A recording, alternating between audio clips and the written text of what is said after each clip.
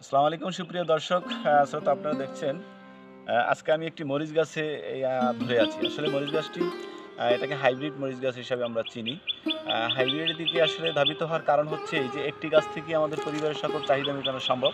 আপনারা দেখছেন দর্শক এই যে প্রচুর পরিমাণে মরিচ একদম নিচ থেকে শুরু করে আপনি দেখতে পাচ্ছেন অসংখ্য মরিচ। আমার বাড়িতে এখন পর্যন্ত আমি ২ টি বছর আসছি। কিন্তু এই ২ বছরের ভিতরে এখন পর্যন্ত আমি কোনো শাক-সবজি বা মরিচ আপনার এরকম কোনো বাজার থেকে কিনিনি। এই যে দেখছেন, আজকে আমি আপনাদের লাইভে থাকা অবস্থায় কিছু মরিচ সংরক্ষণ করে দেখাচ্ছি। এই যে বড়, বড়গুলো আমরা একটু ছিঁড়ে নেব।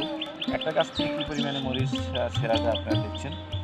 আ পরিবারের আসলে চাহিদা পূরণ করতে বেশি পরিশ্রম করার দরকার নেই। আপনি শুধু একটু কৌশল করে কিছু গাছ বপন করেন। দেখবেন ইনশাআল্লাহ আপনি অর্গানিক এবং জিনিসটা খেতে পারবেন। আসলে বাজারে যে সমস্ত মরিচ বা অন্যান্য শাকসবজি পাওয়া যায়, সেগুলো আপনি দেখবেন যে কি পরিমাণে যে সার এবং ঔষধ ওরা ইউজ করে, যেটা আপনি যদি বাস্তবে নিজে দেখতেন, তাহলে আমার মনে হয় যে বাজার থেকে কখনোই আপনি শাকসবজি কিনে খেতেন না।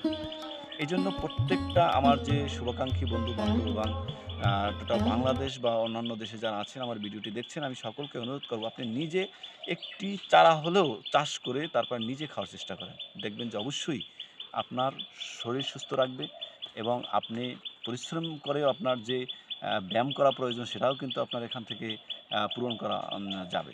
এজন্য প্রত্যেকে অন্তত যার, যার নিজ বাড়িতে ছাদে হোক, যেকোনো জায়গায় হোক অন্তত আপনি চেষ্টা করলে সফলতা অর্জন করতে পারবেন। ধন্যবাদ সকলকে। আন্তরিক শুভেচ্ছা অভিনন্দন জানিয়ে শেষ করছি আজকের মতো। আল্লাহ হাফেজ।